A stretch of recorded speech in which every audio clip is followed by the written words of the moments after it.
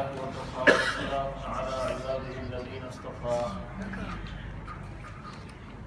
قال الله تعالى في القرآن المجيد: أعوذ بالله من الشيطان الرجيم. بسم الله الرحمن الرحيم. قل اللهم مالك الملك تؤتي الملك من تشاء وتنزع الملك ممن تشاء وتعز من تشاء وتذل من تشاء بيدك الخير إنك على كل شيء قدير. تولج الليل في النهار وتولج النهار في الليل وتخرج الحي من الميت وتخرج الميت من الحي وترزق من تشاء بغير حساب. சர்வ புகழும் அல்லாஹ்வுக்கே உரியது. அன்பார்ந்த கண்ணியத்திற்குரிய தாய்மார்களே, சகோதரிகளே, அல்லாஹ்வின் நல்லடியார்களே, அல்லாஹ் சுப்ஹானஹு வ தஆலா 2 நோன்புகள் 3 தராவீஹ் தொழுகைகளை தொழுகக்கூடிய பாக்கியத்தை அல்லாஹ் ஏற்படுத்தி தந்திருக்கின்றான். அல்லாஹ் சுப்ஹானஹு வ தஆலா ஒவ்வொரு மனிதனுக்கும் அழகான, சந்தோஷமான, நிம்மதியான வாழ்க்கையை அல்லாஹ் தந்திருக்கின்றான். ஒவ்வொரு மனிதனும் சிறந்த முறையில் சந்தோஷமாக உலகத்திலே வாழ வேண்டும் என்பதைத்தான் அல்லாஹ் விரும்புகின்றான். இப்பொழுது நான் ஓதிய வசனங்களில் பியதிகல் கைர், எல்லா நலவுகளும் யா அல்லாஹ் உன்னிடம் இருக்கின்றது. நலவுகள் அல்லாஹ்வின் புறத்திலிருந்து மனிதனுக்கு ஏற்படுத்தி அல்லாஹ் கொடுத்து கொண்டே இருக்கின்றான்.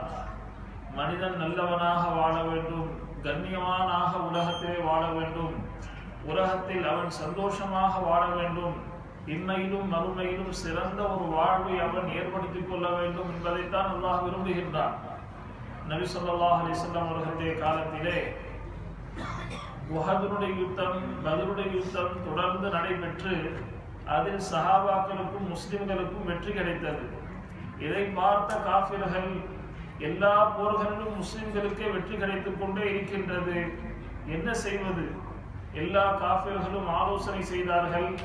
எல்லோரும் ஒன்று சேர்ந்து ஒரே நேரத்தில் நம்முடைய படைபலம் அனைத்தையும் பயன்படுத்தி மதீனாவில் வசிக்கக்கூடிய முஸ்லிம்களை தாக்கி ஒரே அடியாக நாம் அடித்து விடலாம் என்று அவர்கள் ஆலோசனைகளை செய்து அவர்கள் படையை தயாரித்தார்கள். இந்த செய்தி நபி ஸல்லல்லாஹு அலைஹி வஸல்லம் அவர்களுக்கு தெரிய வந்து நபி அவர்கள் சஹாபாக்களை தயார்படுத்தி அஹ்ரிப் போர் இதனை தொடர்ந்தார்கள். ஹந்தக்குடைய யுத்தம் அஹ்ஸாப் என்று சொல்லப்படுகின்றது, ஹந்தக் என்று சொல்லப்படுகின்றது. மிகப்பெரிய ஒரு பள்ளம் தோண்டப்பட்டது. அதில் சஹாபாக்கள் அதிகமான நாட்கள் பசித்திருந்து தாகித்திருந்து கடுமையான வெயில் காலத்திலே, கடுமையான வெப்பத்திலே சஹாபாக்கள் இந்த பள்ளத்தை தோண்டக்கூடிய இந்த பணியிலே ஈடுபட்டார்கள். நபி ஸல்லல்லாஹு அலைஹி வஸல்லம் அவர்களும் சஹாபாக்களோடு கலந்து கொண்டார்கள். அப்ப இந்த பள்ளத்தை தோண்டக்கூடிய அந்த நேரத்திலே ஒரு பெரிய ஒரு பாறை, சஹாபாக்களால் அதனை உடைக்க முடியவில்லை, அதனை சஹாபாக்களால் அகற்ற முடியவில்லை. ஹஜ்ரத் சல்மான் ஃபார்சி ரலியல்லாஹு தஆலா அந்த இடத்தில் இருந்த அந்த சஹாபி நபி அவர்களிடம் வந்து, யா ரசூலல்லாஹ், பெரிய ஒரு பாறை வந்துவிட்டது, அதை எங்களால் அகற்ற முடியவில்லை, அதனை உடைக்க முடியவில்லை என்று கூற நபி ஸல்லல்லாஹு அலைஹி வஸல்லம் அவர்களாக அந்த பள்ளத்திலே இறங்கினார்கள். அந்த கோடாரி எடுத்துக்கொண்டு அந்த பாறையின் மீது ஓங்கி அடித்தார்கள். ஒரு வெளிச்சம் வெளியானது, ஒரு விதமான ஒரு பிரகாசம் வெளியானது. நபி ஸல்லல்லாஹு அலைஹி வஸல்லம் சொன்னார்கள், பாரிஸ் நாட்டினுடைய மாளிகைகளை அல்லாஹ் எனக்கு காண்பித்திருக்கின்றான், அல்லாஹ் பாரிஸ் நாட்டினுடைய வெற்றியை அல்லாஹ் கொடுத்து விட்டான். 2ஆம் முறை பாறையை அடித்தார்கள், பாறை உடைந்தது. 2ஆம் முறை ஒரு வெளிச்சம், ஒரு பிரகாசம் தென்பட்டது. நபி ஸல்லல்லாஹு அலைஹி வஸல்லம் கூறினார்கள், ரோம் நாட்டு வெற்றியை அல்லாஹ் கொடுத்து விட்டான். 3ஆம் முறையாக நபி ஸல்லல்லாஹு அலைஹி வஸல்லம் ஓங்கி அடித்தார்கள். பாறை சுக்குநூறாக உடைந்து அந்த இடத்தை விட்டு அகற்றவிட்டது. ஒரு வெளிச்சம், ஒரு பிரகாசம் தென்பட்டது. நபி ஸல்லல்லாஹு அலைஹி வஸல்லம் அவர்கள் சிரித்த நிலையில் சன்ஆ, யமன் நாட்டினுடைய வெற்றியையும் அல்லாஹ் தஆலா கொடுத்து விட்டான் இந்த செய்தியை சொன்னார்கள். ரோம் நாடு, பாரசீக நாடு, யமன் நாடு, இந்த நாடுகளுடைய வெற்றியை அல்லாஹ் கொடுத்திருக்கின்றான். இந்த செய்தியை கேள்விப்பட்ட மதீனாவாசிகள், முனாஃபிகீன்கள், நயவஞ்சகர்களுக்கு ஒரு கிண்டலாக, கேலியாக ஆகிவிட்டது. முஸ்லிம்களுக்கு சாப்பிடுவதற்கு உணவில்லை, அவர்கள் உடுத்துவதற்கு சரியான ஆடைகள் அவர்களிடத்திலே இல்லை, பசித்திருக்கக்கூடிய நிலையிலே, தாகித்திருக்கக்கூடிய நிலையிலே, அவர்களுடைய தேவைகளையும் பூர்த்தி செய்ய முடியாத நிலையிலே இவர்கள் வாழ்ந்து கொண்டிருக்க, இவர்களோ வல்லரசு நாடுகளுடைய கனவுகளை பார்த்து கொண்டிருக்கின்றார்கள். வல்லரசு நாடுகளை இவர்கள் வெற்றி கொள்ள போகிறார்களா? பாரசீக நாடும் யமன் நாடும் ரோமுடைய நாடுகளும் வல்லரசு நாடுகளாக இருந்த அந்த காலத்திலே முனாஃபிகீன்களுக்கு அது ஒரு சிரிப்பாக இருந்தது, ஒரு கேலியாக ஆகிவிட்டது. அப்பொழுதுதான் அல்லாஹ் சுப்ஹானஹு வ தஆலா இந்த வசனத்தை இறக்கி தந்தார். குல் அல்லாஹும்ம மாலிகல் முல்க், நபியே நீங்கள் சொல்லிவிடுங்கள், அல்லாஹ் அரசர்களுக்கெல்லாம் அரசனாக இருக்கின்றார். துஅத்தில் முல்க மன் தஷா வ தன்ஸிஉல் முல்க மிம்மன் தஷா, அல்லாஹ் நாடுகிறவர்களுக்கு அல்லாஹ் ஆட்சியை தருகின்றார், அல்லாஹ் நாடுகிறவர்களை கொண்டு அல்லாஹ் ஆட்சியை பிடிக்கவும் செய்கின்றார்.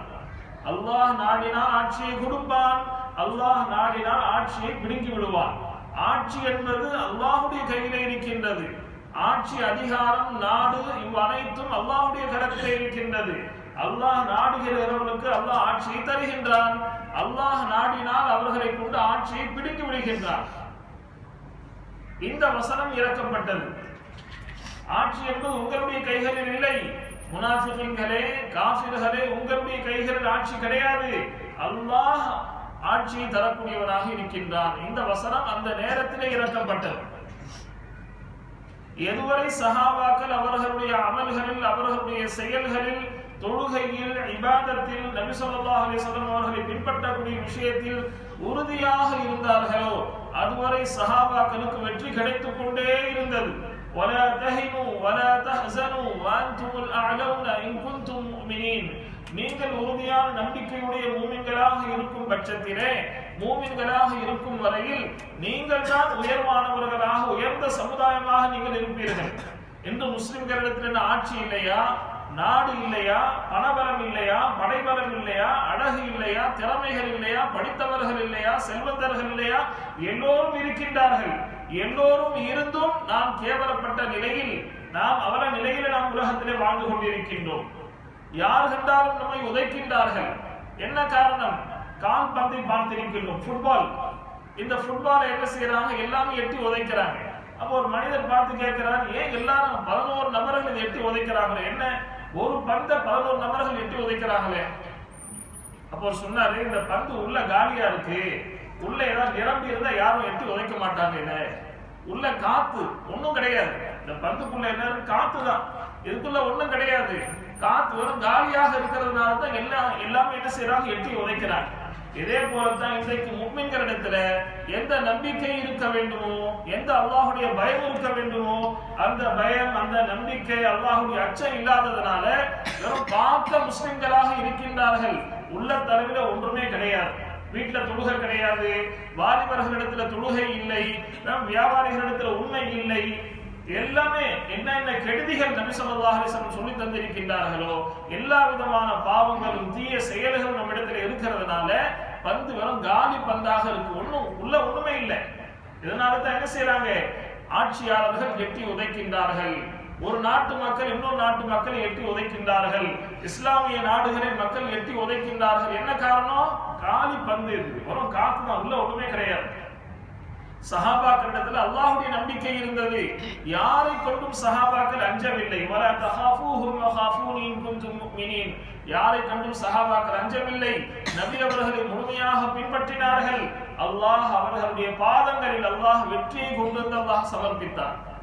கந்தகுனுடைய யுத்தத்திலே அந்த 3 முறை அந்த பாறையை அடித்தார்கள் நபி ஸல்லல்லாஹு அலைஹி வஸல்லம். 3 வல்லரசு நாடுகளுடைய வெற்றிகளை அல்லாஹ் தஆலா அறிவிப்பு செய்தார். சுபச்செய்தி அல்லாஹ் தஆலா கொடுத்தார். அவர்கள் இருந்த நிலை என்ன? ஏழ்மை, பசித்திருக்கக்கூடிய நிலை, தாகித்திருக்கக்கூடிய நிலை, சரியான ஆடைகள், பசியின் காரணமாக வயதுகளில் அவர்கள் கற்களை கட்டிக் கொண்டிருக்கின்றார்கள். ஆக கண்ணியத்திற்குரிய தாய்மார்களே, அல்லாஹ்வின் நல்லடியார்களே, சகோதரிகளே, எந்த நிலையில் நீங்கள் இருந்தாலும் ஏழ்மை என்பது ஒரு குறை கிடையாது. வாழ்க்கையில் ஏழ்மை என்பது ஒரு குறையே கிடையாது. வசதியின்மை ஒரு குறை கிடையாது. வசதி இல்லாமல் இருக்கிறோம், என்ன செய்யறது? இது ஒரு குறையே கிடையாது. இது குறை என்னவென்று சொன்னால் இபாதத்துகளை விட்டு வாழ்வதுதான் பெரிய குறை. தொழுகை இல்லாமல் வாழ்வதுதான் பெரிய குறை. குர்ஆன் ஓதாமல் உலகத்திலே வாழ்வதுதான் பெரிய குறையாக இருக்கின்றது. நஷ்டப்பட்டுட்டீங்க பரவாயில்ல, நீங்க ஏழையாக இருக்கிறீங்க பரவாயில்ல, வசதி இல்லாம இருக்கிறீங்க பரவாயில்ல, சிறிய வீட்டுல தான் நீங்க வாழ்ந்து கொண்டிருக்கிறீங்க பரவாயில்ல, சின்ன வியாபாரம் தான் நீங்க செய்றீங்க பரவாயில்லை, இதில் எதுவுமே குறை கிடையாது. இதை மனிதனாக குறையாக இதை கருதி கொள்கின்றான். குறை என்னவென்று சொன்னால் தொழுகை இல்லாமல் இருப்பது, அல்லாஹ்வை மறந்து வாழ்வது, சூதாட்டம் விளையாடுவது, வட்டிக்கு வாங்குவது, அல்லாஹ் ஹராமாக்கிய விஷயங்களை எல்லாம் செய்வது, இதுதான் நம்முடைய வாழ்க்கையில் இருக்கக்கூடிய குறை, இதுதான் நம்முடைய முன்னேற்றத்துக்கு இருக்கக்கூடிய தடையாக இருக்கின்றது. சஹாபாக்கள் ஏழையாக இருந்தார்கள், பசித்திருந்தார்கள், தாகித்திருந்தார்கள். ஆனால் நபி அவர்களுடைய வழியை அவர்கள் விடவில்லை, நபி அவர்களுடைய கட்டளை அவர்கள் மீறவில்லை. எல்லா நிலையிலும் நபி ஸல்லல்லாஹு அலைஹி வஸல்லம் அவர்களுடைய கட்டளை அவர்கள் பின்பற்றி இருந்தார்கள். அல்லாஹ் அந்த ஏழ்மை நிலையிலும் வல்லரச நாடுகளுடைய வெற்றிகளுடைய சுப செய்தி அல்லாஹ் தஆலா கொடுத்து அனுப்பினான். அதுதான் அல்லாஹ் தஆலா இந்த வசனத்துல சொல்லித்தரா, குலில்லாஹும்ம மாலிகல் முல்க், அரசர்களுக்கெல்லாம் அரசன் அல்லாஹ்வாக இருக்கின்றான். அவன் நாடுகிறவர்களுக்கு அல்லாஹ் ஆட்சியை தரக்கூடியவன், அவன் நாடக்கூடியவர்களை கொண்டு ஆட்சியை பிடுங்கக்கூடியவனாக இருக்கின்றான். அல்லாஹ் நாடினால் கண்ணியத்தை கொடுப்பான், அல்லாஹ் நாடினால் இழிவை கேவலத்தை அல்லாஹ் ஏற்படுத்துவான். பியதிகல் கைர், யா அல்லாஹ் எல்லா நலவுகளும் உன்னிடத்திலே இருக்கின்றது. கலிமா சொல்லும் பொழுது என்ன சொல்றோம்? அல் கைரு வஷ்ஷரு மினல்லாஹி தஆலா, நன்மை தீமை எல்லாம் அல்லாஹ்வின் புறத்திலிருந்து தான் ஏற்படுது. இந்த இடத்துல அல்லாஹ் குர்ஆன்ல என்ன சொல்றான்? பியதிகல் கைர், ஷர்ன்னு சொல்லல, நன்மை தீமை யா அல்லாஹ் உன்னிடத்திலே இருக்கின்றது என்று சொல்லல. பியதிகல் கைர், யா அல்லாஹ் உன்னிடத்திலே நன்மை அனைத்தும் உன்னிடத்திலே இருக்கின்றது. இதை கொண்டு உலமாக்கள் இதனுடைய விளக்கத்துல சொல்றாங்க, மனிதனுக்கு சில நேரங்கள்ல சில சமயங்களில் ஒரு தவறான அவனுக்கு பாதகமான ஒரு செயல் அவனுடைய வாழ்க்கையில் ஏற்பட்டு அது அவனுக்கு பிடித்தமில்லாமல் போய்விட்டாலும் அதுவும் நன்மையாகத்தான் இருக்கும் அல்லாஹ்விடத்துல.